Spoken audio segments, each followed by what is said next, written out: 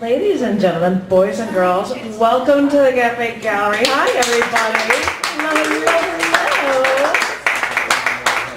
It is great to see you. And I've got, I don't know what happened within the last 2 weeks. I've totally misplaced the Crown Royal bags. I had 2 of them.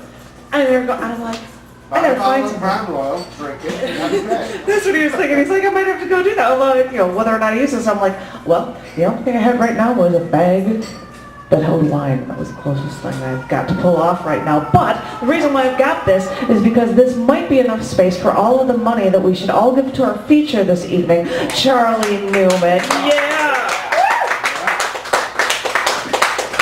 So in fact, I think I might, hey, the box turns over to my coat. I just shove some money in here and I might toss it over, turn on the camera faces. You took my seat. Sorry about that. Or that is, or the beer. Whatever. That was my beer. I don't know what. So hi, I was going to read one thing at the beginning of the night and one thing at the end. And that was because yesterday was our wedding anniversary. Aw, gooey, go, blah, blah, blah. Right. And so I had said Did you get a nice present?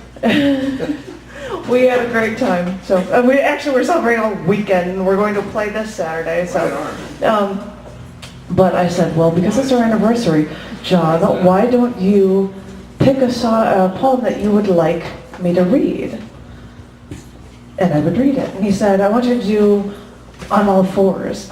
And it's all about him always ignoring me at the office and with the cat. Whenever the cat comes around, he's like, oh, I must play with the cat. And I'm like, I wonder if I have to come to you on all fours. And I'm like, I kind of don't want to do that one, only because I'm going to be featuring that poem with stuff in Nashville in a week and a half. And he's like, all right, I'll come up with something else. And he wanted me to read this one. I don't know why. This is called Too Much Light. Too much light makes the baby go blind. And too much light makes the moth rush into the flame and die in a glorious blaze of glory. And I have seen the light, and I have seen it. What is my choice? To burn in the flame, to burst quickly, to die young, or to slowly slip away, to die slowly, day by day, to let the people in darkness pull me in, inch by inch, until the light kills me.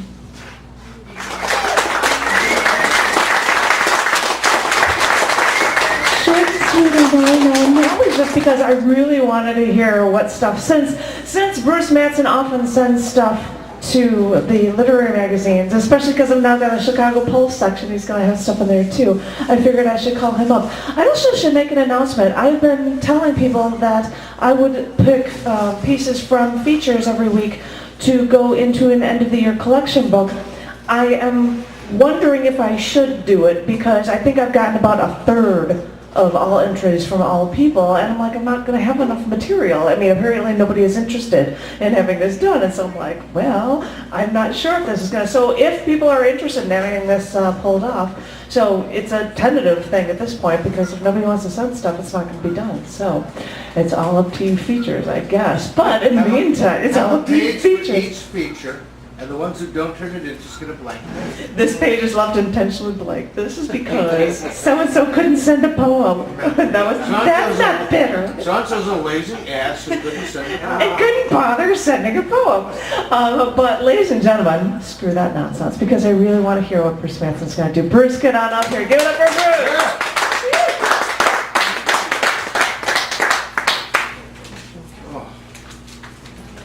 Thank you. Thank you.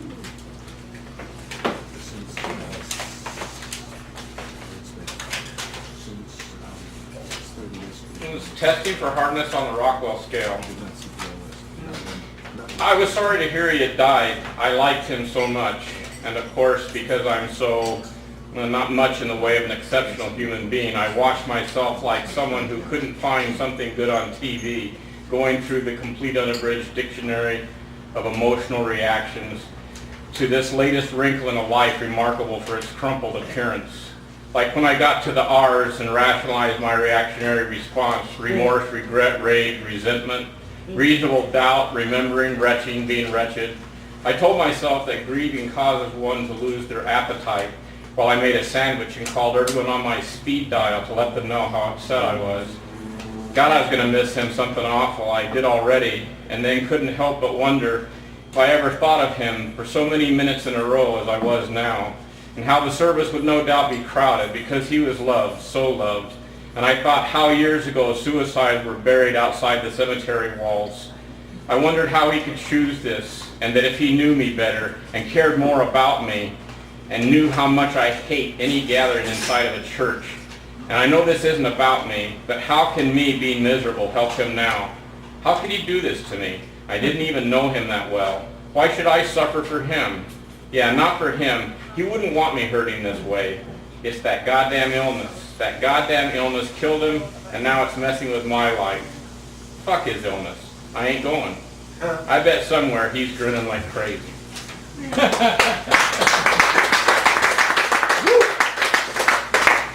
This one's called The Writer. I wake up with a phrase or a line for a new poem rattling around in my brain like a musket ball in an old dried out skull, which is an okay visual, but not much of a stretch intellectually. And the last time it happened, the words were, I'm a writer, not a reader, damn it. Actually, just I'm a writer, not a reader. I added damn it for the Bogart-esque dramatic swagger, or perhaps I should go more for a literary image and say Hemingway-esque, and Papa wasn't above a little color in his lyric economy. Or even Mailer-esque, because Norman would use fuck and the American flag in the same book. And I used the familiar in combination with my age, hoping it might lead one to wonder if I knew them personally, avoiding the more embarrassing question, have I actually read them? I try to imagine what advice these old pros would give me. Try a little inflection in your voice. Use a hand gesture. Here, a panoramic arm sweep. Mater would chime in, go home, you're a fucking moron. And then maybe, but if you insist on this inane bullshit, don't be such a pussy. Throw the word vagina around now and then. It wakes people up. Better yet, use a prop. Dang, I think Matt Barton was on something. Then I think I just saw a fertility demonstration by a white lab-coated science guy using male and female reproductive organs made of colorfully molded plastic, and I thought of holding up the lovely handful of womanly charms, complete with labia major, minor, cutaway, vagina, cervix, and uterus, and ovaries, and fallopian tubes. Oddly, science largely avoids the clitoris, as do a significant number of males, and saying, this is an audience, then holding up a dildo and saying, and this is a poet. Now here's the rub. Perfect opportunity for a little circular hand motion or the classic miming of masturbation. I'm in no way suggesting that being a poet is a masculine enterprise. I'm just saying that some penises are girls. I assume from the chronology that means timing. This is a poem. That the phrase, I'm a writer, not a reader, rattling around when it did was directly related in an all woo-woo psychosomatic way to just the night before having tried to read Elton John's Bernie Taupin's actually, lyrics to Rocket Man, a punishment for ripping him off with my thinly veiled Nash Rambler gambit on account of Buddha-hating plagiarists worse than pedophiles. I came off like Bobcat Goldthwait OD'd on root vegetables. That's more credit than I deserve, and now owe Goldthwait big time. Small wonder I woke up to the same phrase I chanted all the way back up 41 to Highland Park, a lovely lakeside community of la-la-landers who have created a suburban theme park environment dedicated to the notion that Chicago, like rape, only happens to people who go looking for it. How metaphorically perfect that might be if I just knew what it meant, and could read it like I had heard it in my head when I wrote it. All I need is a little self-confidence and belief in my work. Hell, I am the old pro. I think I should not be so goddamn self-conscious. I think I should deliver a little entertainment for Christ's sake, a little beauty, delight, and inspiration. And then I think, I'm a roader, not a rooter, damn it.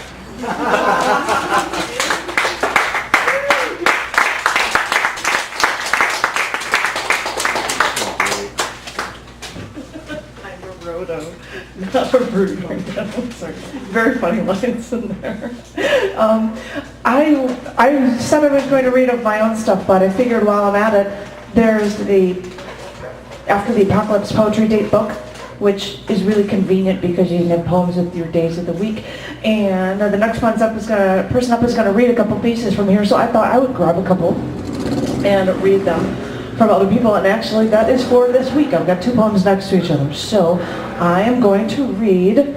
Oh, what order? Why not? This is from Joseph Lizowski. It is called Memory from the Womb. A love ache. Time breaks lines in rhythm. The eye aches, ear breaks sound into particles of light, then dark like a mime. I trace lightly one fingertip along your wound. You were born to flower pleasure, tingle, gasp, swoon. Thank you.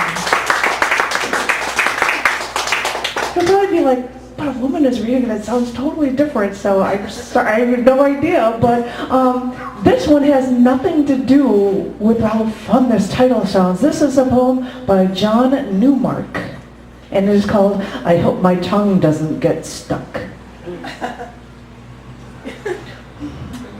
If I kiss the notebook paper to the left of the red line between the hole punches where it's most sensitive, fondly caressing the edges, perhaps my muse will grow jealous and offer me some of the affection she's withheld on recent nights. Awesome. Thank you, John. I'm like, it's not about what you think. And so now I think I'm going to have 1 or 2 of these read by a Senor John Yatko. Give it up for John. Come on up here.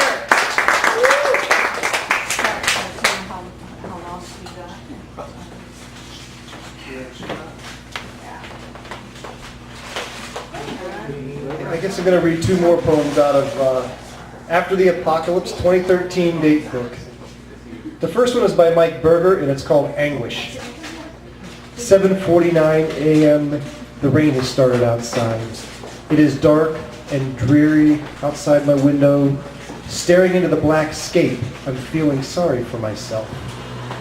Stark naked trees pierce the sullen sky. Clouds above, like me, shed a tear. Theirs is a bitter winged lament. The pain seems more than I can bear. Hands quiver and knees turn to mush. Anguish ricochets through my soul. Tears stream down my face. Closing my eyes and shaking my head, wondering if this paper cut will ever heal.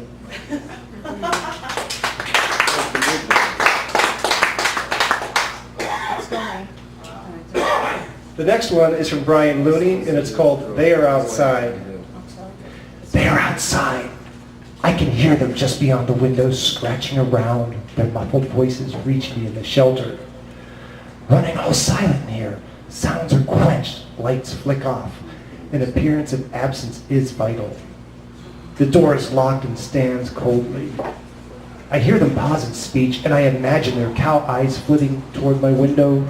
Footsteps slow in measure pad to the entrance, and my breath catches as the first knock rings out. Again and again it demands. They are outside and they demand attention. I hunch behind the peephole or peek between the blinds. All I see is fabric and skin.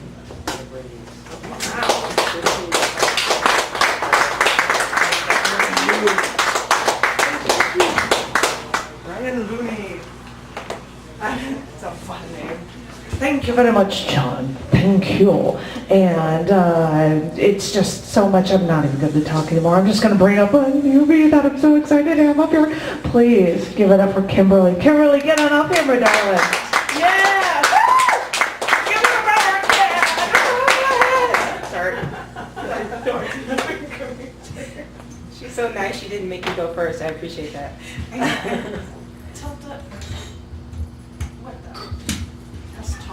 I have good projection skills. Okay. Hello. I actually do write on paper, but am not organized enough to print before open mic, so This first piece is entitled, is my volume okay? It's fine. Yeah. Okay. Awesome. The first piece is entitled Mise en place. I do not speak French, but I understand that it's a cooking term when you lay out all your ingredients before you cook. Mise en place.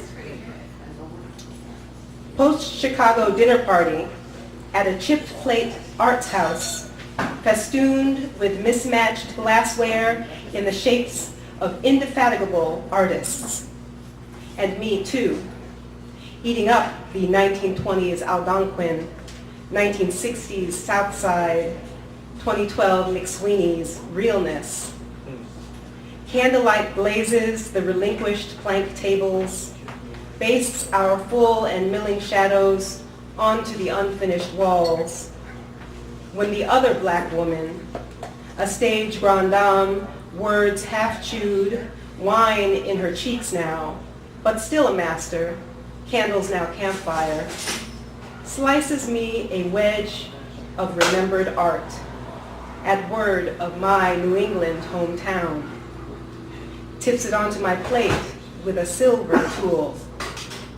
A painting, or was it a collage, of a slave girl's silhouette.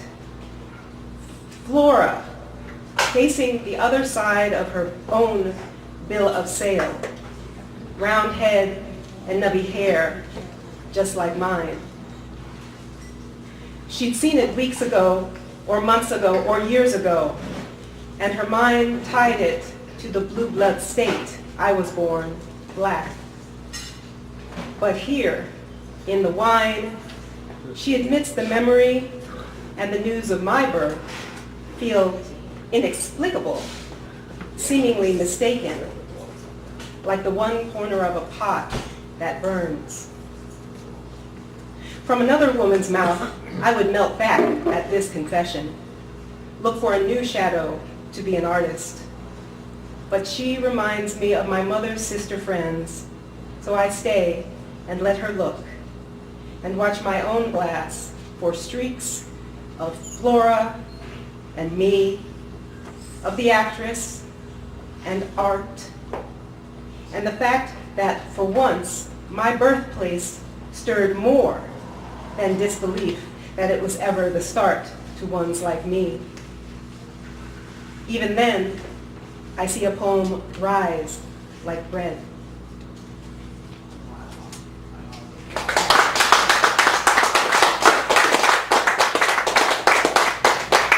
Thank you. I have a shorter one. This actually is my second time here, and interestingly, I was talking about dogs before. I don't know why. I'm doing a series on pit bulls and why people love them or don't. And so this is the third in a series.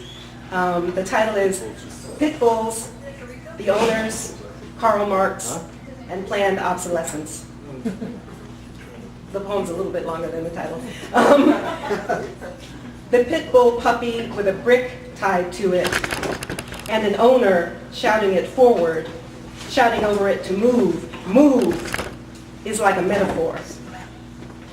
Is not a metaphor. Is something that actually happened on a street in sun. The trembling legs, the yips and whimpers, the stay open mouth sickled with a gasp one end, broken grimace the other, and autumn coat, now incandescent by blood in childish muscle, tinted to match the brick red tie like an accessory. Train them up in the way they should go. So bird-like chest becomes barreled instinct, becomes never back down, keep storming, don't give up, not even for your life, not even when the guns come out.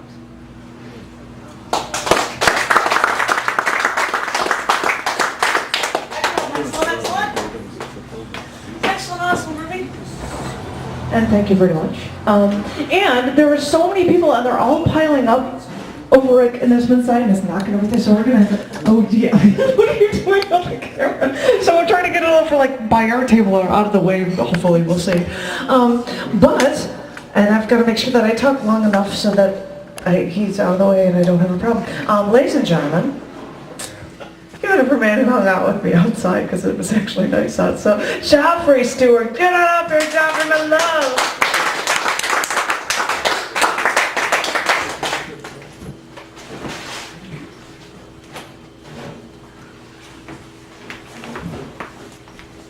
I'll do two. This first one is like a double haiku. Title is Practicing Religion. For the suicide bomber, heaven is a place where there are no Israelis. But if his bomb misfires, the fuse only, he wakes up in hell.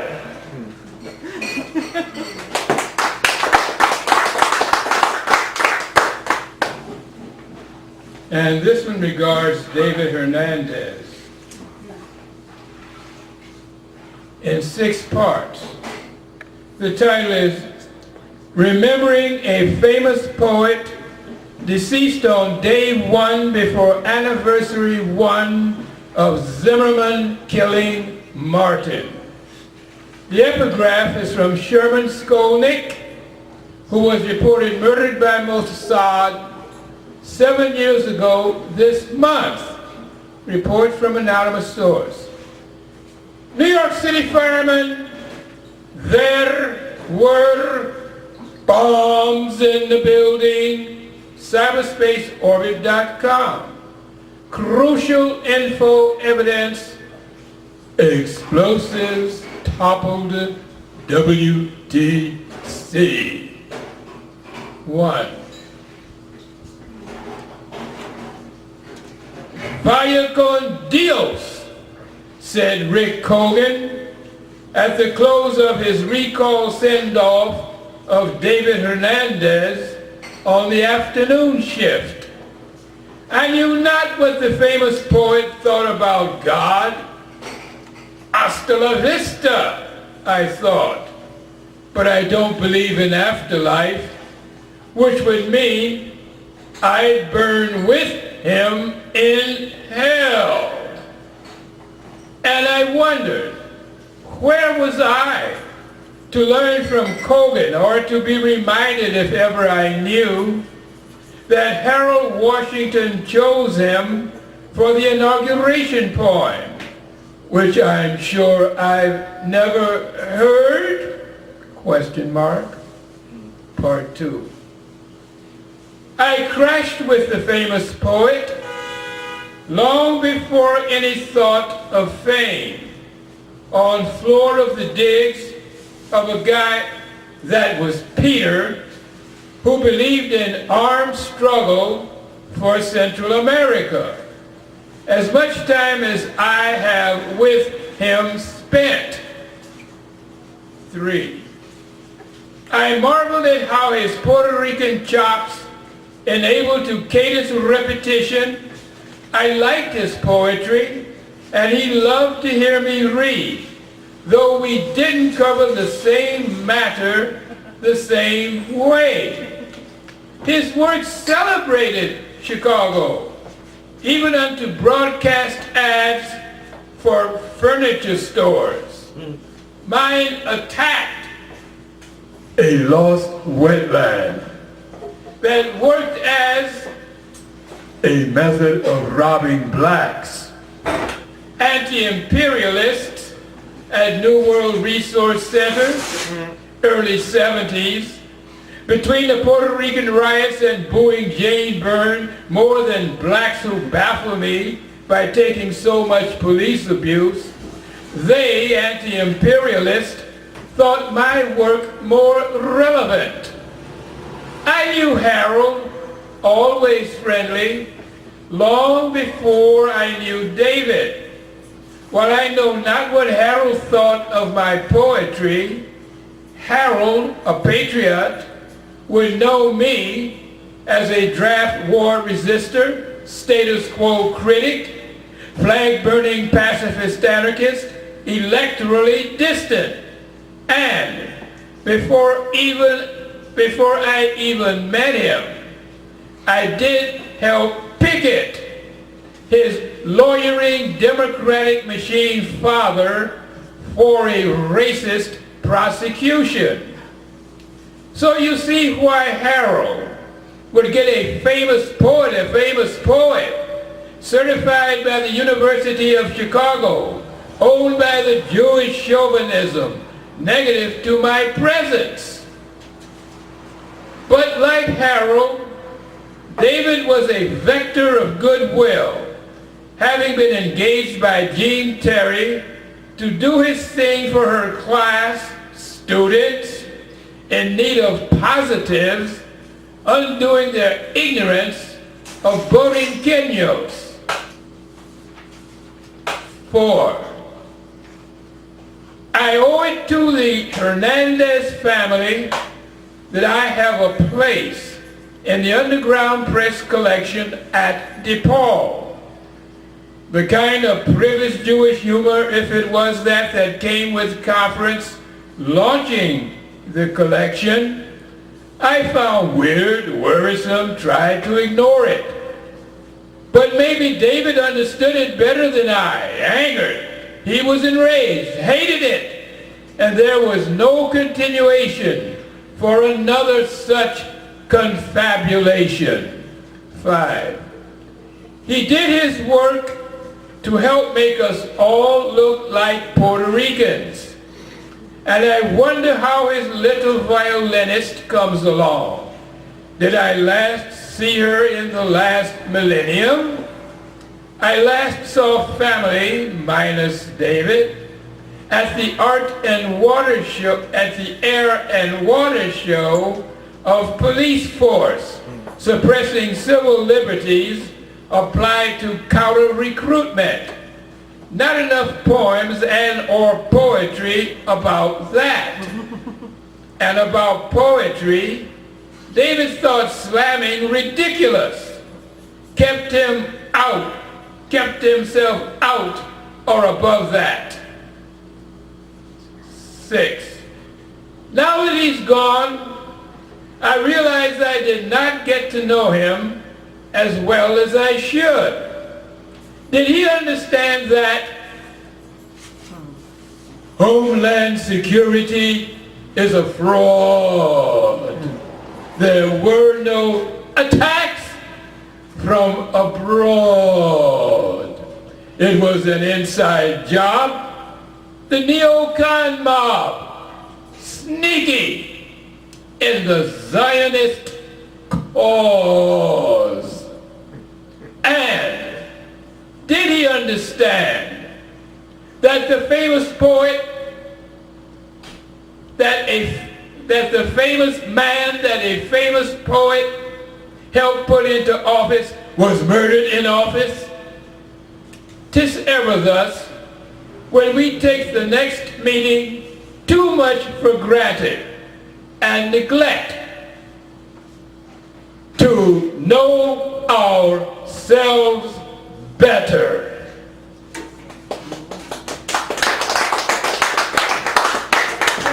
Thank you. Thank you very much. Thank you very much. This next open micer is somebody that hasn't been around enough because she really sounds phenomenal when I hear her read. And I'm really thrilled that she got one of our bonus weeks because in May and June we've got bonus weeks for open mics and features. And Andy Keller is going to be a feature here on June 12th. So ladies and gentlemen, please give it up for Andy. Andy, come on up there.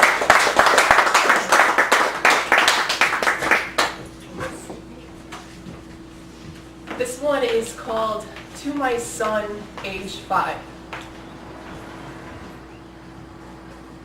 It's a fact that there will always be monsters under the bed, but what you don't know now is that the ones that want to hurt you the most live in your head. Jumping 2 feet from the floor to the bed in the dark won't stop monsters from trying to grab you and hold you down. You must always look for what is in front of you and take the leap.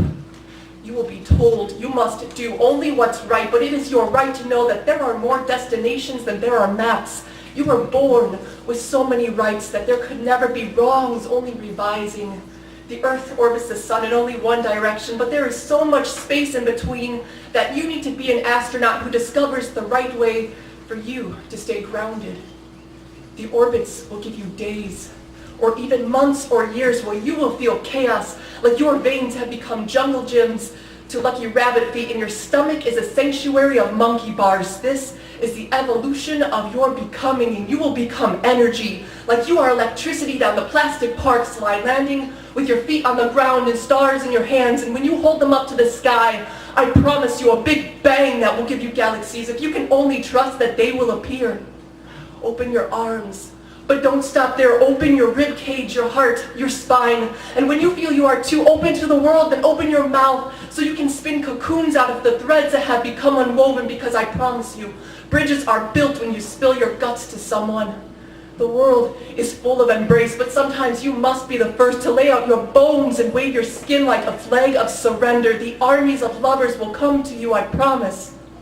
Come ready to battle for any belief that runs fierce irons into your blood, but don't forget that why you have chosen the fight holds just as much weight as what you are fighting for. Remember, it can be as lonely as where did you go? Remember, it can exhaust you as much as there's no way to go on. I'm telling you now, you were born with a fire in your gut that burns steady and says, this is the way. The biggest promise from you must be in loving yourself. There will be nights when you will think stars are all you have left to slingshot your dreams, but it is fact that you are made up of stardust. So you can look up to the sky to remember that you are awesome times infinity, and they are light years away from ever reflecting even a glimmer of that.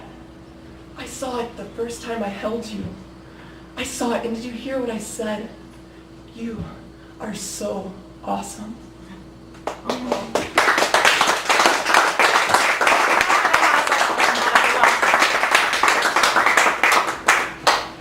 I don't have all of my crap memorized. That's awesome. And I brought up this handy dandy bag because I knew this would happen. I passed this around earlier and more people start showing up. This handy little wine bag is the collection for our phenomenal feature, Mr. Charlie Newman. So, So I know some of you guys are newbies, and so I'm just going to start passing this all around because you should put your life savings into it. I swear you should. But in the meantime, I get to hear my lovely W's smashingly charming sidekick. Give it up for the monster, Bob Rashko.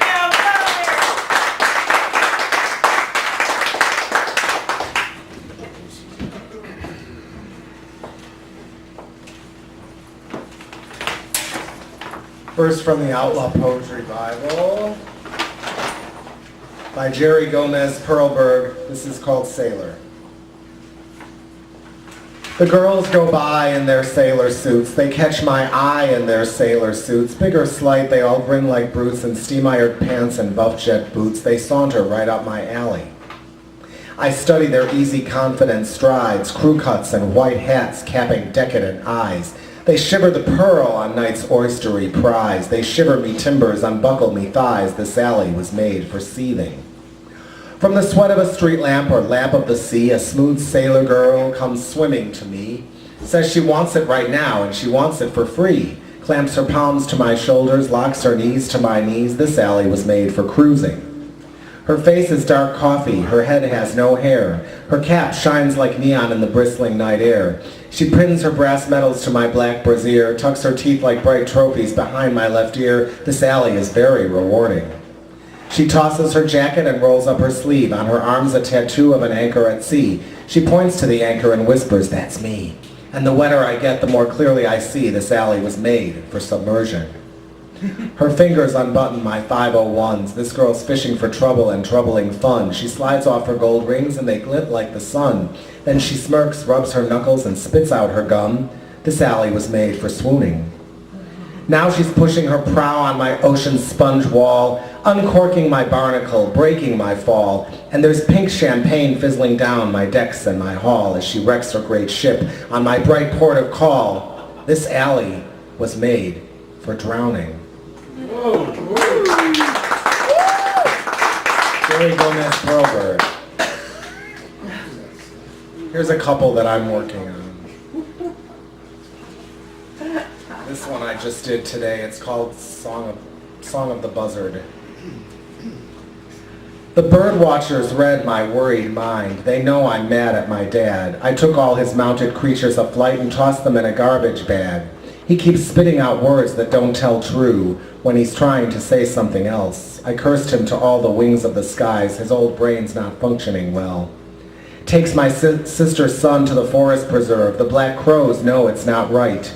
Papa got away clean and clear. His little girl carries such light.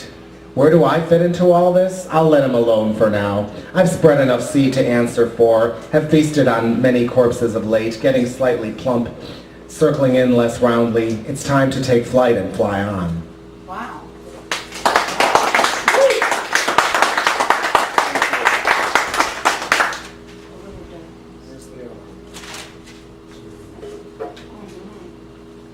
Leftover things, remnants, reminders, a newspaper clipping, a loose sheet of notebook paper with notes that are very plain, strike a chord of long-lost familiarity.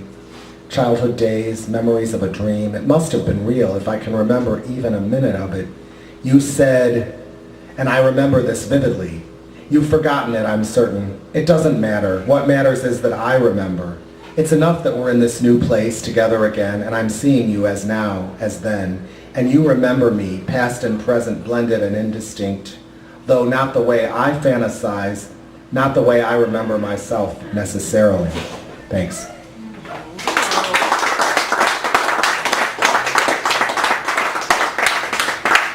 Thank you. I have to find another way to get on up here. I'm crossing a little bit. And it's great to see the people that will show up for the Lexi Charlie Newman, because I'm thrilled for our next guy coming on up here. Please, ladies and gentlemen, give it up for Mr. Wayne Allen Jones.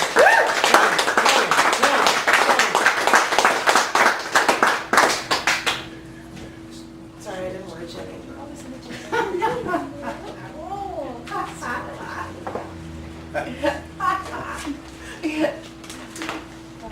For my first number, I'm going to push this book. What book is This that? book is Dead Machine City by Charlie Newman. Of course. It is the perfect book of poetry. Oh. It is exactly the size and shape the author wanted. It has a cover provided by the author with a font made especially for him, which spells out the name of the book. It takes 1 billion years to print the cover. I did it. I thought I had plenty of time to prepare all little posters for the reading we did in 2006 at the previous incarnation of all this sort of stuff like that. At the cafe? no, not the cafe, the other place.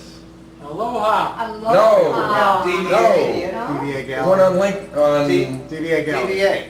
DVA. Yes. And the problem was that this is done with rasters, and the printer, every time it printed like 3 dots worth of lines across, had to recalculate the whole image to figure out what the next one was. So every 3 dot lines that it printed, it recalculated the entire matrix. It was my pleasure to do this. It took forever. And the only reason this ever got printed anyway, because of Robert Karimi. Let's hear it for Robert. He helped me out. Anyway, this is the best book. It is a swell book. How much is that book? And not only does it have Charlie's wonderful poetry in it, but it has wonderful photographs of what one might think as a dead machine city, because they're sort of urban And how much is collapsed this landscape. incredible Oh, book? how much is this incredible book? Oh, well, let's calculate this in terms of total revenue to the publisher. Negative 29 cents. That's how much this book cost me. But think of the meaning. If I sell one, oh, how many have I sold? Oh, gee. Bob, thank you, Bob. And Ned, thank you, Ned. And that's about it, folks. There have been like 6 people in the city of Chicago who have bought most of the books from Franklin But Press. it's a swell- And did you guys buy one? No. Oh! Oh! Oops, here's an opportunity. They looked over my shoulder at But, mine. Yes. Anyway. but we will. And not only does it have Charlie Newman's wonderful poetry in it, all, of course, appropriately right justified. Oh, of course. Of course. That's a given. He wasn't And it fully has justified. an introduction by me, Oh, that makes it even more meaningful. which I will read. Charlie Newman's poetry comes at you from a ragged left margin. But 2 lines into any poem and you realize there is nothing ragged about the left of Charlie's writing or his vision. His lines, images, ironies, and voice ring in the precision and rhythm of tool steel hammers pounding on the hull of the sunken freighter of the body politic. Looking for survivors, looking at the ways our humanity elevates us and denigrates us. The geography of Charlie's poetic world, of Charlie's political world, is charted by signposts as clear and as functional as his poem. You cannot get lost when reading these, even in the dimmest black light. At the same time, there is nothing right justified and nothing justified by the right. You learn how well trained a seal you are.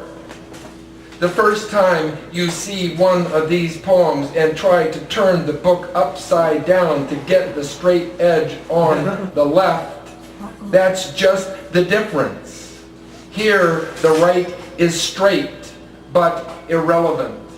The left is ragged but sure and will never let you get lost. You will tour the dead machine city. You will see things you have never seen in a light you have never seen. You leave knowing you will never see anything the same way again. And you will be glad to still be alive to tell your tale to ones you love. To tell it to anyone, even those who need it the most. But I've got way more than there are people in this entire building. Do you have any copies Recently, of that? pardon? Do you have any copies? Any copies left? Do you have any copies left of that? There's a box full of them right over there. So we can purchase You one can tonight. purchase them here. That's the whole point. Well, then we will do that. And Ned has done his service. Thank you, Ned. And it comes with a DVD. Oh my God. It's gonna be the Oh my God. This is so perfect. And I'm not perfect because I forgot to mention this. If you look in the back, there's a plastic sleeve. Which costs 50 cents, thank you very much, and extra money to paste it onto the page. And in the plastic sleeve, there is a CD with a marvelous reproduction of the cover on the label so that you won't forget what it's for. And guess, And it has on it every single poem in the book read by Charlie Newman with the accompaniment of a band. hey, hey. It's incredibly wonderful. That's great. And that's sort of, that's sort of why this thing costs negative 29 cents total profit. Well, it's beautiful. It is the perfect one. Well, what's the cost for us? Pardon? What's the cost for the purchaser? The purchase price is $15. That way I get to lose the 29 cents. And if you were to charge more, you would make a profit, right? Oh yes, but unfortunately I had the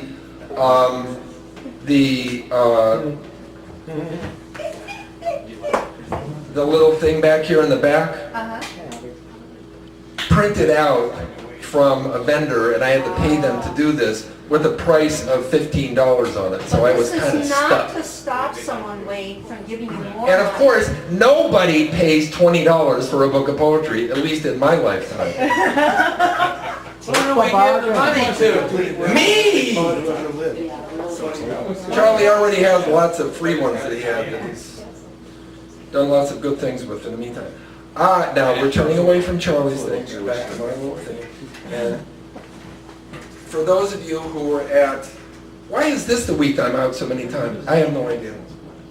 But I started a series of poems based on something that somebody said on Facebook, which is 25 unexplainable black and white photos. If you Google that phrase, it will pop up and you can see them all. And what I decided to do was to see if I could make it all the way through and write a poem for each of the images. The first three, which are the ones I had done at the time, on Monday I did at Jack's Tap. So today I'm doing 4 and 5. If you can't see this, it's okay because I pretty much tell you everything that's in there anyway. Number 4. Among the tenements, small boys may not even dream of grass. Big city streets choked with diesel fumes, nervous taxis, and clots of pedestrian cogs do not invite children to play morning, noon, or night. Backdoor alleys, sutures holding 2 rows of 5- and 6-story walk-ups tight like cells in a tissue fed by street and avenue arteries can sometimes afford a moment for practice or a game. Stickball or football, as the locals say, the round one with wide leather panels, the goal a tall netted frame weighted at the back. Lucky to have paving over early brick on the pitch. Learning to shine or play as a team, the youngsters kick, pass, and score, keeping hands to themselves. They take turns, striker and forwards attack, stopper, sweeper, fullbacks, and wingbacks defend. Goalies learn how it feels to be the last resort. But some nights, younger boys dream out their confusion. Dressed like a referee, the pressure on as striker taut dribbles the knee-high orb on a breakaway. He kicks a bend toward the left post and open net. The only question, will the ball clear the asphalt crack without bounding away? So sure that it won't. The taunting black and white goalie, a panda, lolling on his back, right of center, laughs his supine mockery, clawed paws in the air. Thank you.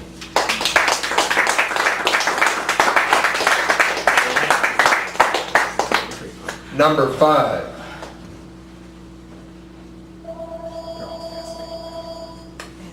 May Gordon herself was an original. No one knew if she was psychotic, creative, or what. South Bend, Indiana had no market for psychoanalysts. People knew of necessity artists to be at least a little crazy, like lovers. But few Hoosiers turned to the bard for weighty sentence on such matters. Thinking that seeing is believing, May wanted a record of her work and an image for publicity, a poster she could give to the circus for marketing.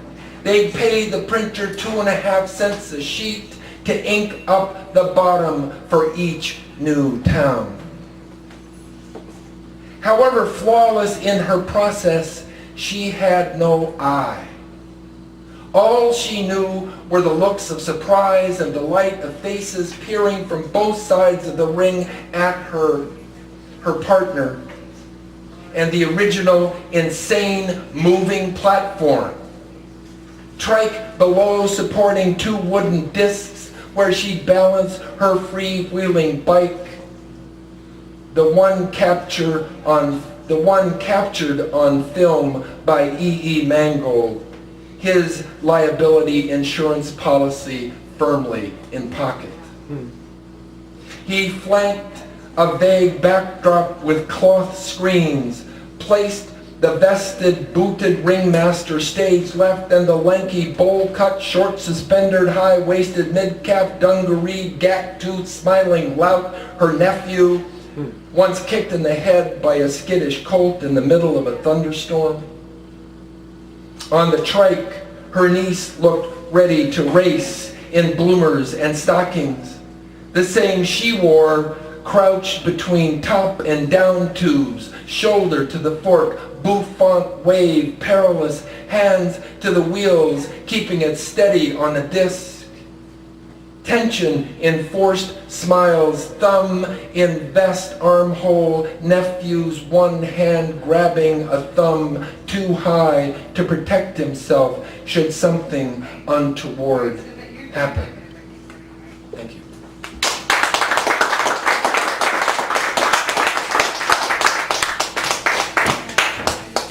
Did I forget to say bye? Why? Because Wayne Allen John took about a feature-length amount of space, and because we've got 6 people left on the open mic, and because I wanted to end the night by reading a poem that Charlie Newman said he really, really liked when we performed at the Joe Rorty event recently. I'm going to, most people are doing this, keep it in that, 5 minutes, 3 minutes, and we might end up going straight to the feature, so we make sure we get as much Charlie Newman as we possibly can. And now I'll catch my breath and say the awesome next reader, come on up here, Tom Rowe, my darling. Give it up for Tom. Yeah, right. Thank you, my dear. Thank you, my darling. He ran away. Oh, sorry. I'm Just sorry. before I could get my squeeze in. Oh, well. Next time. Come on.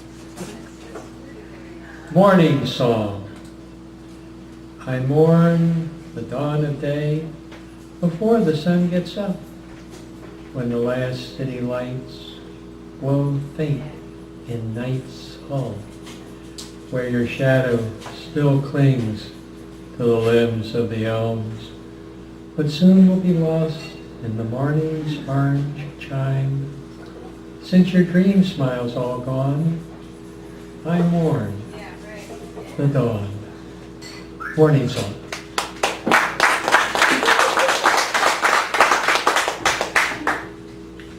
Here's a pantoum of doom. Stop worrying. You have all the clues. Keep on asking until the mist clears. One good answer. Everyone dies.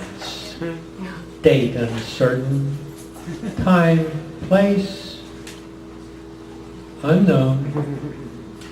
Keep on asking until the mist clears, but I really must go. Too many waiting, death's date uncertain, time, place, unknown. This answer isn't the answer to your question. I really must go, so many waiting. Rest time is over and I'm going slow, so slow.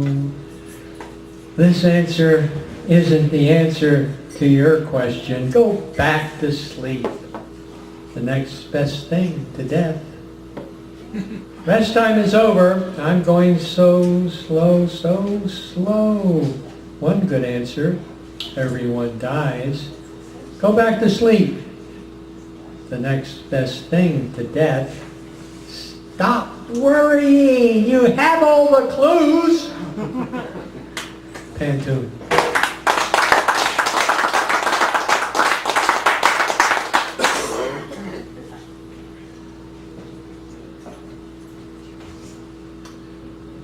And for a little poetic humor, Salon de Refusé. At first, the poet demands advances by certified check. Rebuffed, he prefers bargains at $100 a poem, then tries to negotiate deep discounts, payment plans. When turnarounds get longer, he introduces teaser rates. Swallowing his pride, he tenders free coupons for free verse, includes a list of faux publications, finally offers to pay. Better journals steadfastly refuse. Lesser ones take his money, cease publication before his works go to press. Responses always chant that same old dirge, "We regret, but your submission does not meet our present need." He wallpapers his study with rejection notices, builds a library of how to publish books, teases out hints for success. He stands outside in the rain after readings by poets in print, self-publishes, tries to give his poems away. His flood of submissions gradually becomes a trickle, yet he never gives up hope that one day his want will match their need. During these decades, his poems actually improve through incessant reading, writing, rewriting. After his death of a broken heart, his daughter recites at the wake. The dozen attendees, students and barmaids, are impressed. They ask for copies to study the dark irony of his quirky humor, send them off to the best journals, some under their own name. All receive rejections with counsel to keep on writing.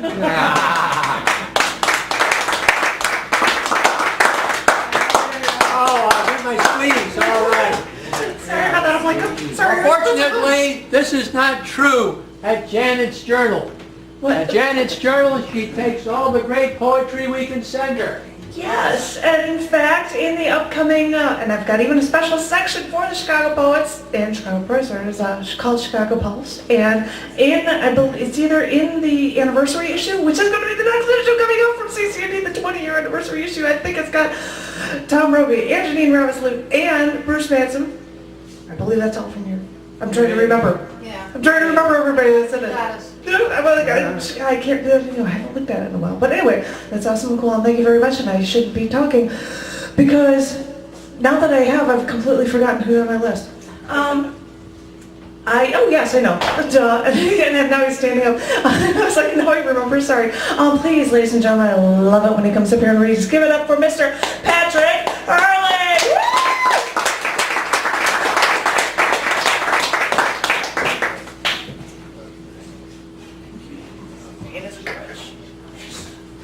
So I've entered that age,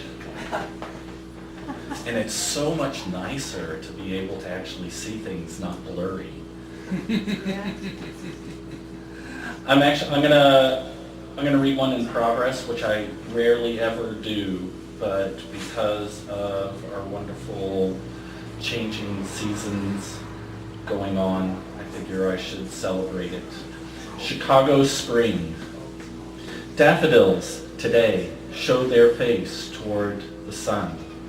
The first this year. The crocus retired, and after 5 days of rain, the sun shining so bright.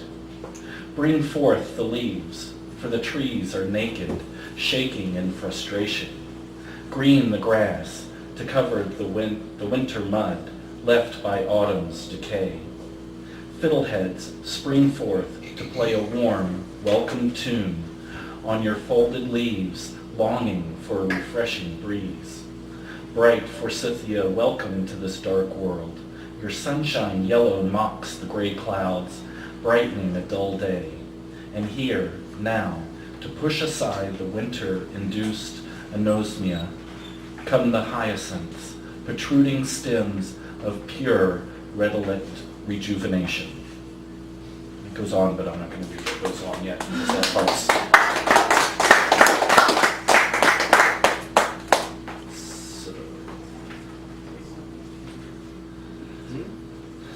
So from my one of my books, Screws Fall Out, also a very nice and unique publication, as each one is unique in itself, printed on recycled paper bags. That's really cool. It's very cool. So this is from Screws Fall Out. Nothing is everything. On the porch, my hands are cold, driven by the thought, the feeling of my thumb on your ear, fingers touching the nape of your neck. We eat and drink and share ourselves open. This is where foundations are laid. Your hand in mine, under the blanket. Fingers dovetail to comfort. This is comfort, satisfaction, simplicity. Hand in hand, feet wrapped in a subtle braid. I rest my head on your bosom. You pet my head, we relax. An evening spent doing nothing is everything.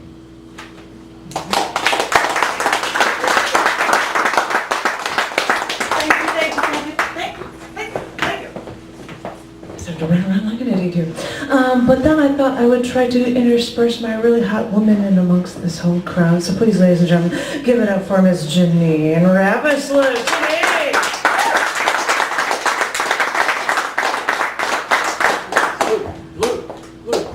Cute, cute. Thank you.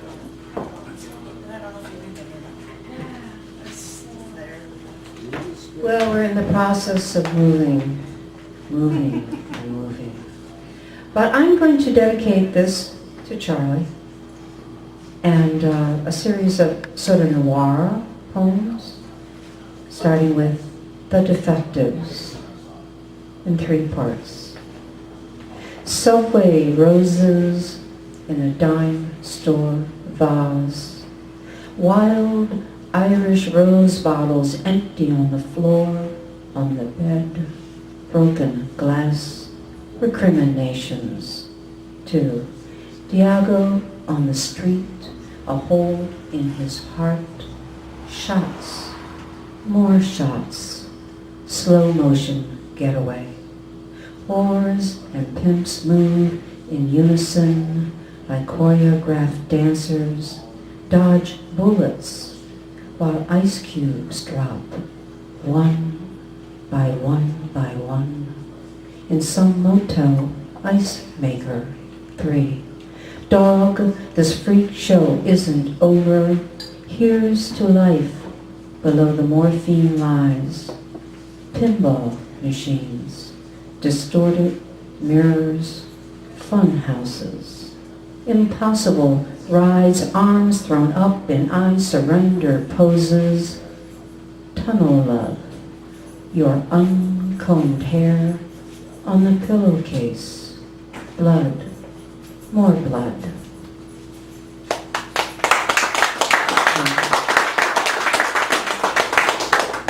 So, New York City slice of life.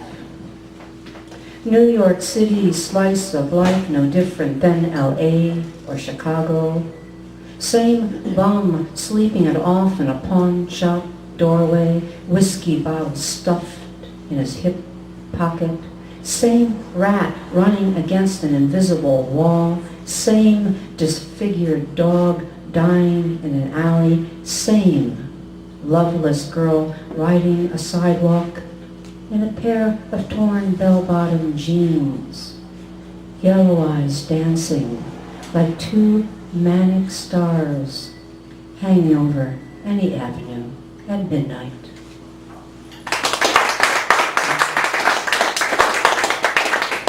So, I'm thinking that I will end with don't bother. Don't bother. No one understands a word you're saying, not even God, Siddhartha. He's sleeping it off beneath the sacred tree, now that theology is dead and the sun is rising. on a bad Monday. So go on beating that dead horse if you wish, and atone for your sins. But do it in the house of sin. Get down and dirty with Thais, forget that pillar of salt. Desert the desert for the city. Peaches ripen in opened ball jars, they smell like incense here. Dog carts come and go. Ragmen call out rags, rags, rags, while a ventriloquist throws his voice, sings Ardith from Nightfall in the temple of the miraculous now. Thank you.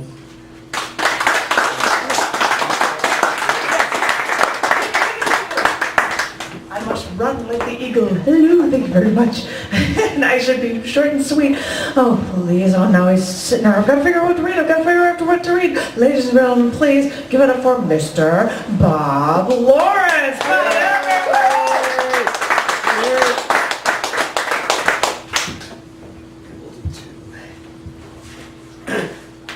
Charlie's got a big birthday coming up, so I'll do a birthday poem called 66.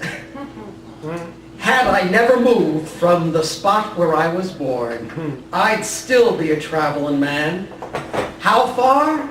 600 million miles via the daily circuit of my birth spot around the center of the earth. 39 billion miles via my annual commute on spaceship Earth around Old Sol. 290 billion miles via the orbit of the solar system around the center of the galaxy. Another 760 billion miles via the flight of the galaxy toward the CBMR, cosmic background microwave radiation. My total thus far, over 1 trillion miles. And that does not count inner space. My fathomless journeys on the swift, wide wings of the muse, and my space-bending trips on sweet or nettlesome dreams. Move over, Magellan. Kiss off, Columbus. Digest that, Da Gama. I have traveled to destinations far beyond your imagination. You overlook, she said, the principle of Einstein, that all motion is relative. From my vantage point, you have gone absolutely nowhere.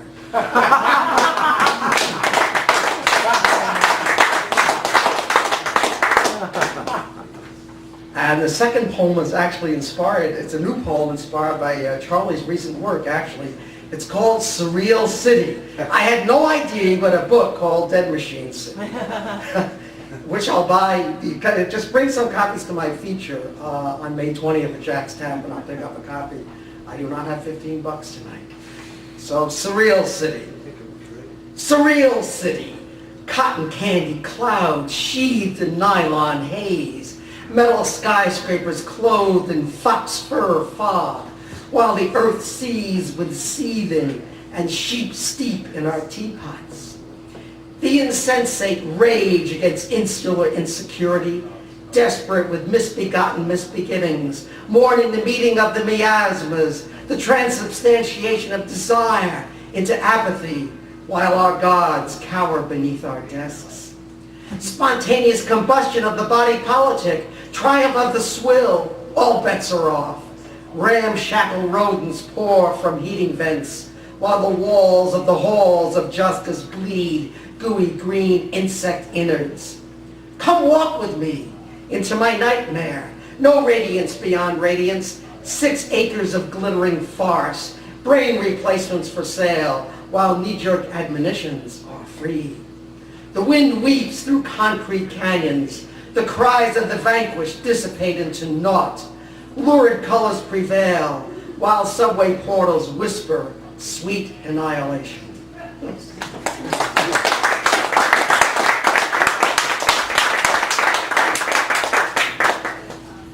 Awesome, awesome, awesome. And it's awesome getting such an awesome variety of people here, so I'm not just going to keep this short and quick. Sweet. Please give it up for Dragonfly. Come on up.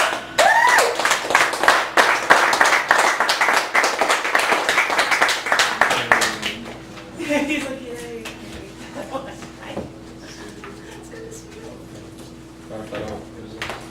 If you want to yell, that's awesome. Whatever you'd like. Sorry I didn't come 2 weeks ago. I didn't have any words that needed to be said. Alright. I've been having this debate in my head. See, what he's saying is, I'm losing my mind. See, we see the world a little different, but he's saying I'm blind. And if I tripled all my efforts and got down on my grind, I'd be ahead of the game that nobody's playing, so technically behind, and I'm not hearing that. No, I don't get it. I don't get it. So I ain't got it. You calling me a lazy nigga because my head's clouded. But not from narcotics. More like dreams doubted. Ain't nothing to it but to do it, that machine shouting. See, he sees that green fountain defecating in our wallet seams. And I know he loves the way that city job can make our pockets lean, but my desires only transpire on the silver screen.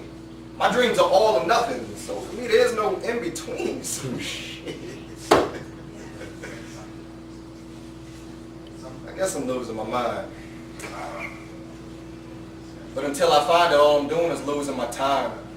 And it's feeling like my warranty expires at 29 and all the things that I aspire for will suddenly decline, but he's telling me to slow down. And start incubating. And that I'll need patience if I'm going to reach my expectations. But all my observations paint a picture that negates waiting. Because when I think about the college grads who never made it, and how to their careers their whole lives were dedicated, and how they lived in poverty just to get educated, to try to meet the standards society predicated, and how all we learn how to do is fornicate, I start to lose my fucking mind. I'm trying to stay positive, because his smile and my word is all we got to give. But in the world I live, there ain't no fucking gifts. Ain't no helping hands, handouts, or benevolence. Yeah, he says I'm negative, or pessimist, or prejudice, and that perception is reality, or some other shit. And I gotta make the best of what I'm dealing with. And if I don't believe in that, I'm gonna be feeling it. Yeah, I'm hearing it. But trying to go from nigga to a man is like trying to build a skyscraper out of quicksand. But even the sunshine takes a little bit of time, so before I can do anything,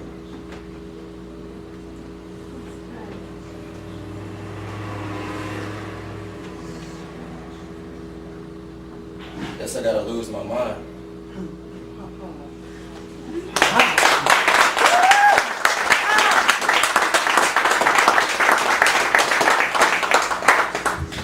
Oh, that was so good. That was awesome. Oh, I feel like an idiot saying, if anybody's interested and anybody knows the man from Leeds, Oz Hardwick, he was in town yesterday on my anniversary, so I couldn't spend any time with him, but he's going to be in town next Sunday.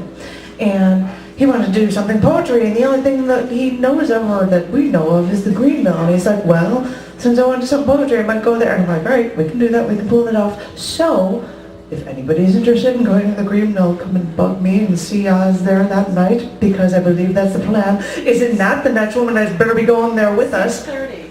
We're trying to meet there around 6:30. Meeting there at 6:30, yeah. That way we can get a table. Exactly. Get there early. So we want, whoever wants to go, send Jen an email, or something. Because I'm the one that's organized. You're right.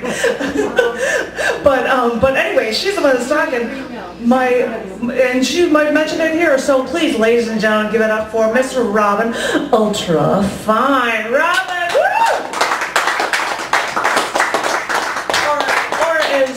Or as GPA would say, it's fine time, fine time, fine time. Hi, everybody. A lot of you have heard some of this stuff, because thank you everybody who came to my feature the other night. Charlie got a whole bunch of new stuff that I wanted to show you. So I'm going to do some of that stuff. And yes, if you guys have never heard Oz Hardwick, he's amazing. I know he's done a lot of stuff with you, Janet, and collaboration with you. And if anybody can join us on Sunday night at the Green Mill, we can show them how it's done.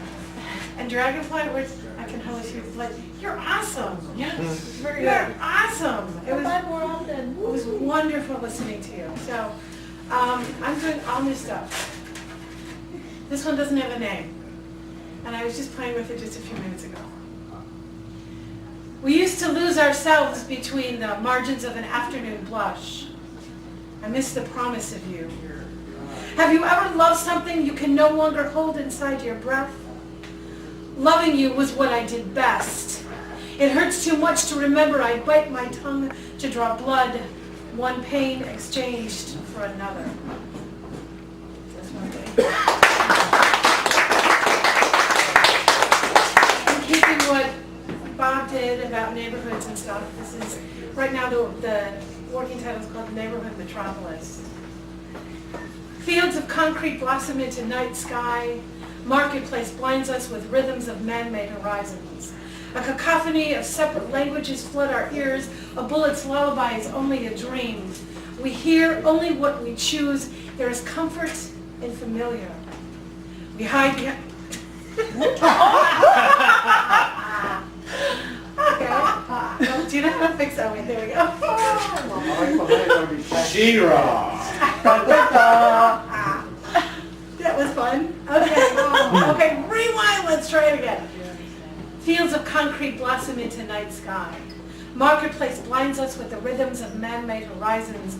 A cacophony of separate languages flood our ears. A bullet's lullaby is only a dream. We hear only what we choose. There's comfort in familiar. We hide behind steel lattice of whispering mistrust, cover ourselves in shiny things, finding safety in our own reflection. Some say the streets were meant to be shared. Can we plant flowers in the shadow of apocalypse? Feed thirsting brains with the sweat of kindness. Exchange smiles for discourse. Can arms embrace without being shredded? Untrusted seeds split heart into two, leaving only virgin marrow. I'm choking on all this good intention.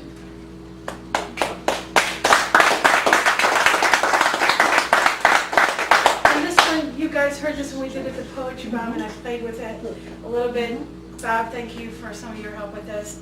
My first job as a pharmacist was I worked at Michael Reese, and so tearing it down was just kind of weird for me.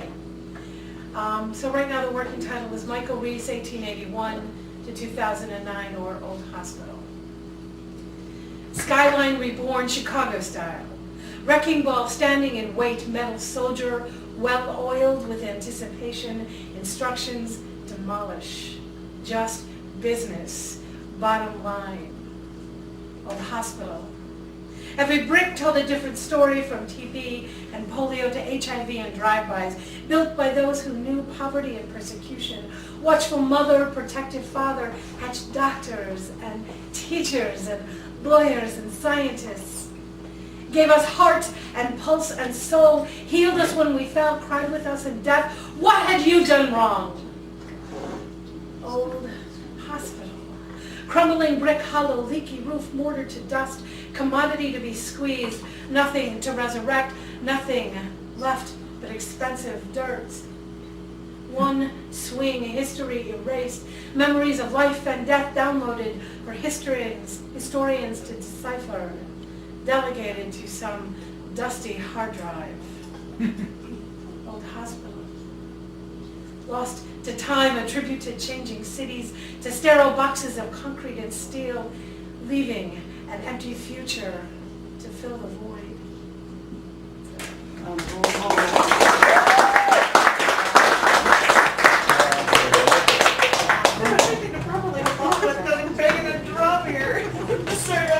Thank you very much, Robin. Oh, I need to have my booklet. Thank you very much. Thank you very much. But because everybody wants to read and we're running short on stuff, I was going to go straight to the feature after this reading. And I think Bob's looking for the folder. Give me that folder. I just need a folder. Sorry. Because I'm carrying all my props up and I lose all balance of everything. As I had said, I started the evening with a poem that John had requested. And I thought I would end this open mic by doing a poem that I read, a periodic table poem. For those who don't know, I decided for some insane reason to write a poem for every element in the periodic table. And by the way, I really like the references of how fast we're going through time and space on this earth and everything. I'm like, yeah, because you think we're just standing still. You know how fast we're actually going through this universe? Anyway, sorry, I'll shush. But for Joe Rory, I said, I better do something with a beat. I had to. And so I came up with doing number 50 in the periodic table, 10.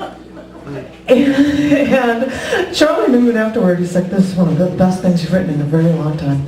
And for that alone, I thought I would perform 10 for you guys tonight.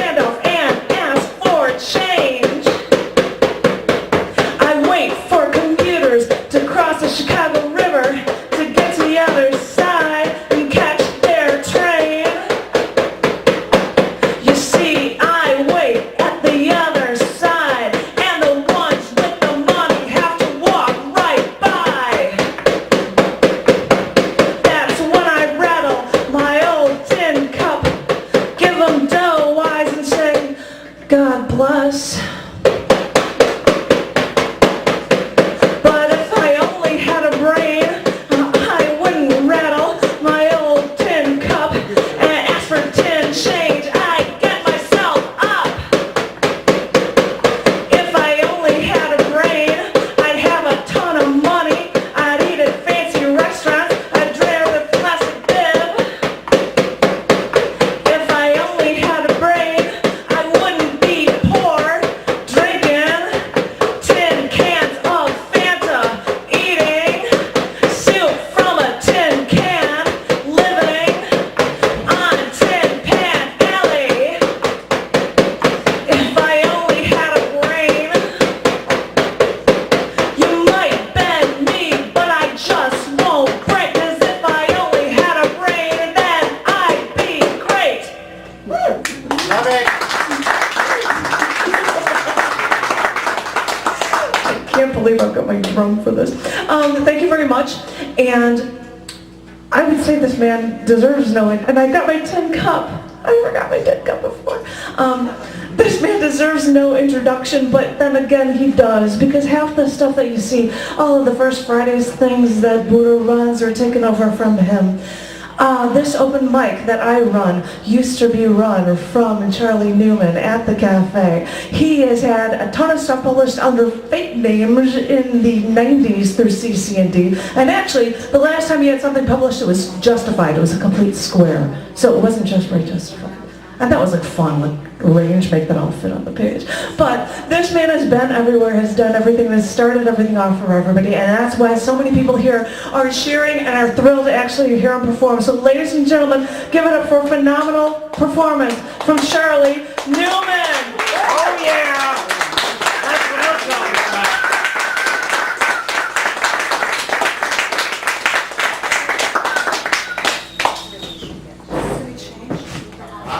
That's a Change.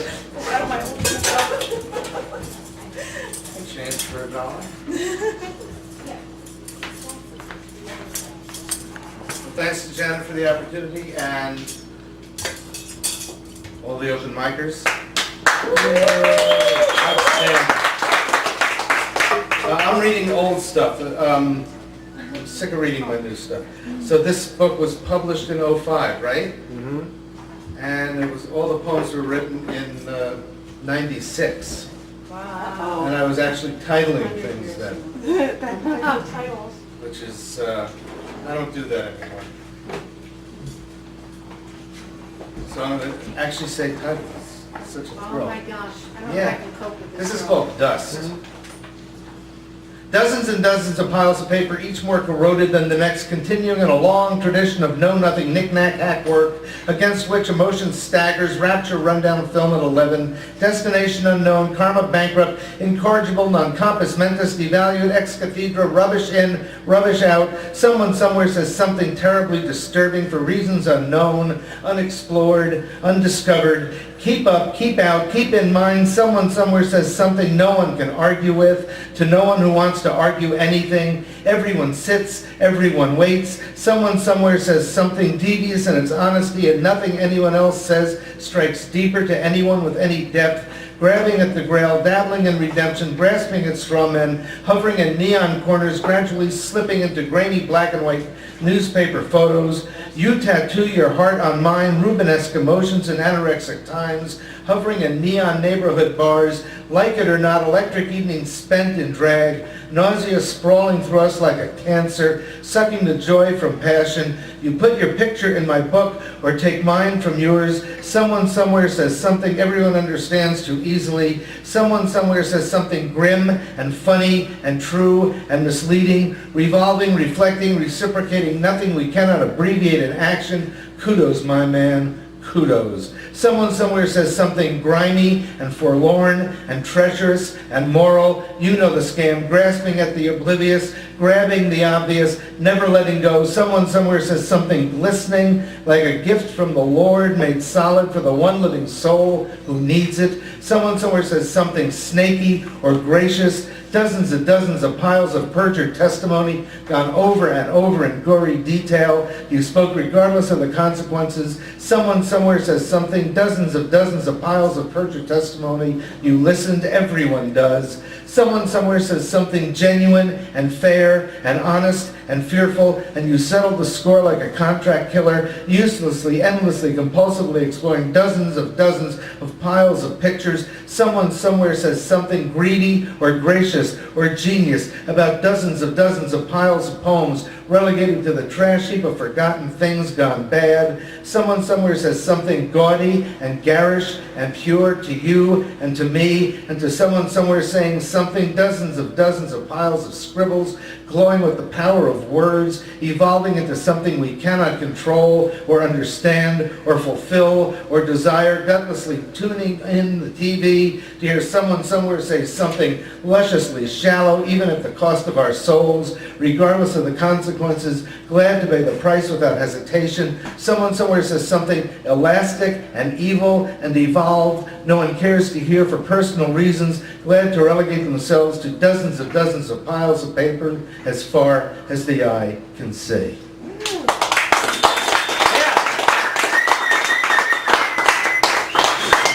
I'm not used to reading like that anymore. Damn. This is Dead Machine City. Dismantling the dregs of serenity, night falls hard as a drunk on muscatel. Everybody watches, everybody comments, nobody helps. Columns, hues, lines, all lined up. We are all lined up. Shadows separate us one from another. Now that there is light for shadow, and we have seen the light, and the light is good, rising against the petrified words of history. Towers of official paper waiting to tumble. Left, right, left, right, left, right. Goose-stepping into the past. It ends only if it can. Otherwise, hold on for the long haul. And no, history loves its long hauls.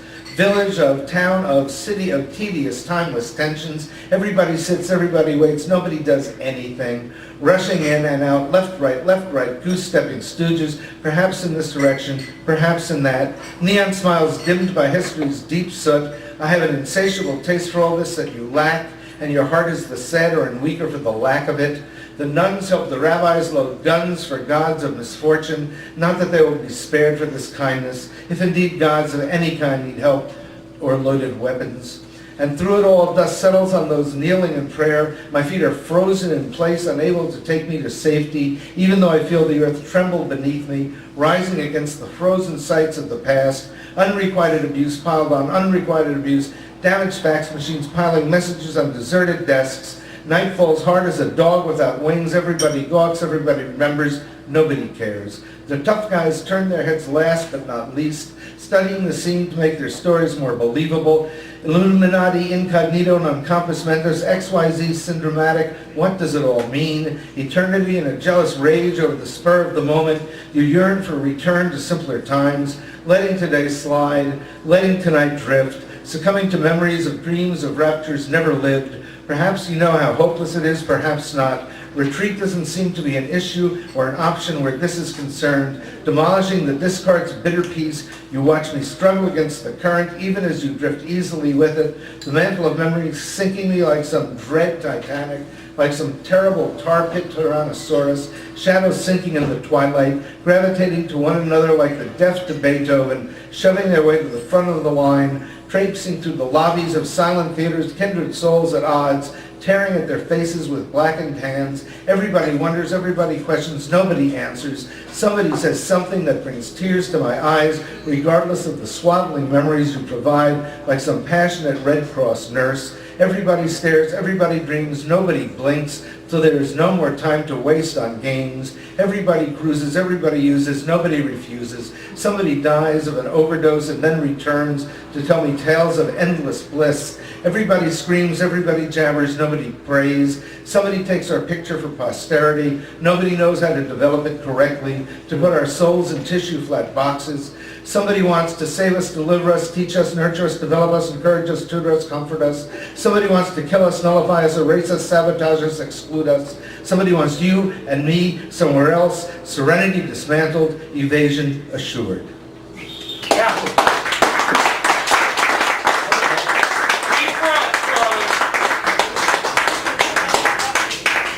And this is Jackson Pollock through pain.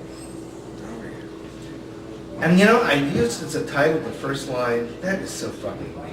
Jeez, I can't believe I did that. Jackson Pollock threw paint around like a muscatel wino, tossing his cookies on the corner of 9th and who gives a shit, knowing no one would dig the deeper meaning, slinging paint on canvas, not giving a good goddamn what people thought or said, lingering in intuition, lounging in emotion, orgasmic, organic, compulsively careless, kinetic karmic king on the ragged edge, totally wasted on the dregs of his own disappointment. Every day he sang the blues, blacks, and reds, torn between the gutter and the glory, guilelessly, guiltlessly, godlessly turning battle fatigue into jazzed up joy, surreptitiously, superstitiously, suspiciously turning out portraits of gods and demons, dancing in his head, nattering about in his heart, conjuring who knows what in his soul, screeching and singing and speaking in tongues, eagerly, earnestly, effortlessly turning out hyper-animated visions of eternal turmoil, so endlessly, extraordinarily effective you stopped and stared.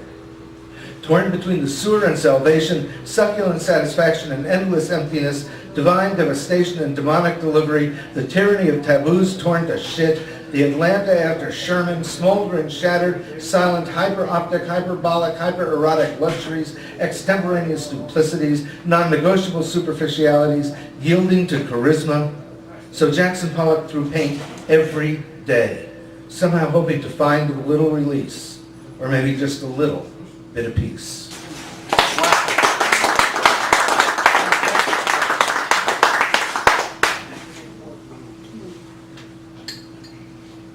Out on the main line. Piles of rubble, mountains of debris, remnant of who knows what, every molecule tensed for the unexpected, tenderized by the unremembered, totally passive, aggressive, and still you negotiate it all so easily. Piles of heaps of mounds of dust, or whatever annihilation leaves behind. And I wonder how you understand it all so profoundly, so completely, so thoroughly. Or do you just imitate understanding, never giving me a clue to your confusion? Someone somewhere says something sinister, the naked Shakespeare laughs, denial and vials lining shelves like virgins hiding on prom night, yearning to be taken, transformed, turned out, thieving either as others fail, doing what must be done to survive, living in the valley of the shadow of plenty. You assume just enough to get by, giving the rest to charity, never waiting for a receipt, recording nothing for posterity, save the warm, comforting caresses that flow up your arms and down your legs like victimless crimes, executed in blessed solitude. You know the drill, sweet thing. Temptation laced with sacrifice, yearning flavored with regret. Someone somewhere says something swimming in sweat. Everyone stops to listen to what? golden visions of some elegant spirit, or endless speeches by some faceless style tyrant, or the sound of the lock on the door of the only way out.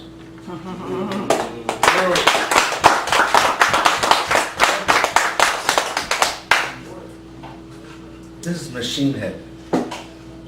This is the closest it gets to funny in this book.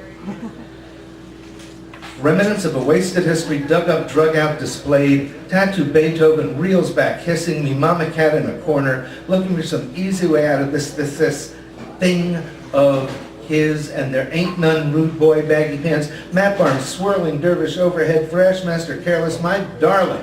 Black leather out of sight, all-weather skin-tight skinhead on the move, with nowhere to go but the mirror, Sensitivo in the zombie zone, Vomito Loco, done in, turned out, passed over, a never-was wannabe, praying to be a has-been and settling for reruns.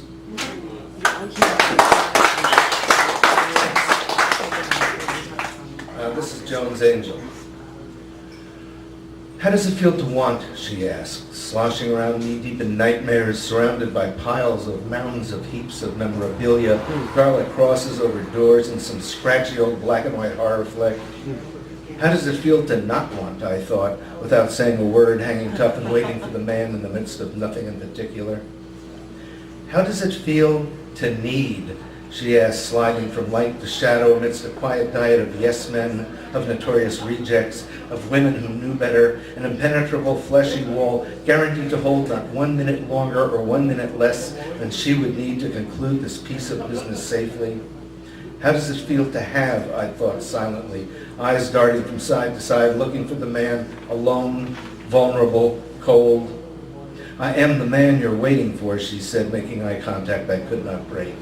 I have what you want, she smiled. You are what I want, I thought. A bus passed between us, a blur of faceless gawkers, rubberneckers, witnesses, shuttling home after a long day of working, of shopping, of becoming, and when the bus passed, she opened her arms to me. We are one soul and two bodies, she said. Time to come home.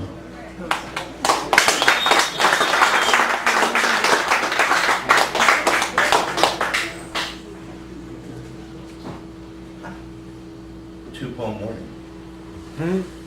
Life and death in the valley of the shadow of plenty. Maybe it's the billboards or the magazines or the newspapers or the fact that so many need so much of the time. Maybe it's the piles of dead bodies performing daily on a television near you, or the coming attractions of past events soon to be replayed, a minor league respite from a present that simply doesn't matter. Maybe it's the caskets or the creaking hearses or the mourners or the pallbearers who get younger and weaker and nearer to death themselves every day by ever-loving day. Or maybe it's there but for the grace of God go I, and who's kidding who, even God could run out one day. Maybe it's who's next, who knows, who cares. In the end, you see, it's no different from playing roulette in Vegas. The house wins. The house always wins.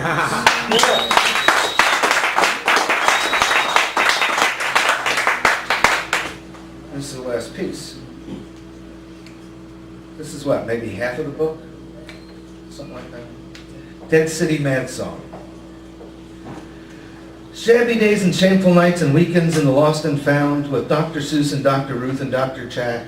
And no one appears to me like magic, and no one appears to me to save the day, and no one appears to me walking on water, or tending lines with a gentle word, or picking my card out of air so thin butterflies drop like stones. And on the flickering TV screen, one celebrity corpse follows another, dreaming of escape to the tar pit, while I just sit here draped in soft, sensuous shadows, counting my chickens in slaughterhouse fives, praying for return to better times, counting on my Shabbos goy for a light in the darkness and a lift to meet the man on the corner of mirage and make-believe. Do you see what I'm saying?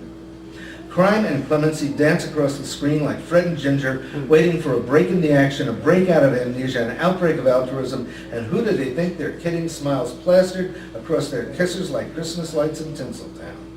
Shoddy days and shriveled nights and weekends in the free clinic waiting room with a princess and a nun and a pack of paparazzi fiending for fabulous shots of open wounds and blood-soaked accoutrements and death rattles, ignoring me and my internal bleeding, allowing me a seesaw of dignity, relegating me to the pack of nameless, faceless, innocent bystanders, praying sotto voce for redemption, negotiating salvation under the table, exchanging hope for fantasies. Sheltered days and shattered nights and weekends in the valley of the shadow of death with Yahweh and Jesus and Jim Jones doing his best Martha Stewart for the dispossessed and succeeding in his mind. Shackled days and shivering nights and weekends in an open coffin draped in flags with a military hero and a race traitor and an unknown corpse all wondering what went wrong. Yeah. Thank you.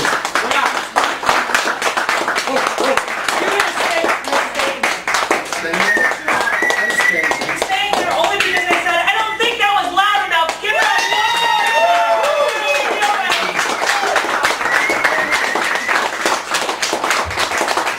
And actually, I would like it. Actually, we've got a great, phenomenal crowd, and you can sit and then come back. I would love to take a group shot. We've got a bunch of great people here. I'd love it if afterward we can all come up and take a photo. It would thrill me to no end. If you want to stay in here, or if you want to sit and come back, whatever you'd like to do. Well, I was going to first talk about future features, because we've got such an awesome lineup now. In 2 weeks, because we seem to run every 2 weeks, we happen to have on on May 22nd is Kathleen Schandelmeyer Bartles is going to be here for a feature in 2 weeks. Oh yeah, give it up. I know, somebody applause. Yay! And because we've got like a slew of bonus weeks. I've got on May 29th, we've got GPA, the Boy the Gunso's going to be here in the end of May. Awesome. We've got Robin Fine, we've just heard how awesome she is on June 5th. And you also heard how awesome Andy Carroll was. She's going to be here on June 12th. I could go on and on. We've got Esteban Colon coming up. But you can always find the information I want about it at chaoticarts.org/thecafe, which is a place that also runs things like podcasts, which by the end of this week we should have a Charlie Newman podcast. And since we've got an extra week, I might have an open mic on Charlie Newman podcast the week after that. But now we have to do a little bit of, I think other people say this is like, plug time or shameless self-promotion. If anybody has nothing going on in a couple of days, go on over. It's not my open mic, but it happens to be GPA's open mic. If you go to Let Them Eat Chocolate for Poetry Love Letters, you'll happen to catch 2 features. Me and Buddha 309. We're going back and forth with poems, and we've got a piece called Science versus Mysticism, since I'm doing periodic table pieces, so this should be really, really cool. I've got music going on my stuff. I know he's got props and stuff. It should be a really great time. 5302 North Damon? 53, oh God, you guys know it. So, it's north on Damon. It's 306 North. See, wait, you know what? That's not bad for not having a memory. And he's singing it for me. And so, I hope to see everybody. I have info about stuff on, if people have Facebook, you can see a future feature, and I've got a listing for it there as well. And I really hope to see all of you in 2 weeks for the Kathleen Schandelmeyer Bartles feature. And thank you. And I'm going to give a big old applause, and then I want everybody to come on up here for a photo. So thank you. Get your butts up here. We're going to move this out of the way, because John's the handy photo guy, and I've got to figure out how to put this up there. Just so that was up there. And I'm taller, I could be pretty bad or something. That's fine. That means Charlie and Wade Allen Jones, John freaking up here. I see lots of people. Knees don't do it anymore. Standing up is hard to do. It is. Neil Sedaka said that. Get over here! You're tough, get over here. Get over here. The taller people want to be toward the back, I'm sure, right? Center? You gotta be. Yeah, I was gonna say. Coming up, come up. I need something shorter. And John is the photo guy, because we've got a good camera to pull this stuff up. And well, I've got taller people, and I'm like, I'm gonna have to get on my TikTok to pull this up. Can you get everybody in? Can you get us all in? Yes, I can. I'll try to take them fast. Can you get it all? 1, 2, 3. Oh, you know what? Why don't Let's you try turn to it power on? on. the camera. Make sure the lens Now cap's there's no off. film anymore. No batteries. Now it's all pixels. I can't do something with my face. Come do it again. Yay for poetry. Yay! Do you want to, do you think we're good? Are you good on that? I think we're probably good on those. Okay. Oh wait, everybody go back up there. One more. One more. Let's get everybody one more. It felt good. Maybe two. And look, it's just because they're tall people. I'm like, kick my toes. I want to be taller. 1, 2, 3. So you should be in focus today because I focused on you. Janine is in focus. And so that everybody knows, I will post it up on Facebook and I'll put it online and you can click through and get a high-res version of it as well. And it's really good. Very scary. There's more stuff coming. Oh my God, like I'm gonna be able to erase that thing. No, this just happened. It It just happened. Make yourself do It just happened. I've been doing this since 2008. But I'm not, this is very addictive. I know, but I wanted you to hear I have to take it against the New Orleans Cabaret. You needed to do it. You were getting recognized to get that. I was tired of it. Now you're swearing. Now you're swearing. I took it. So you were like, wait a second. You get all of it. Beginning of the middle of April. Yeah, my first one in January 2008. All of a sudden, I was writing things like that. Bizarre. Because I have food about it. Because you can always cry. It just happened. It's the second most historic. Thank you. Yeah, check it out.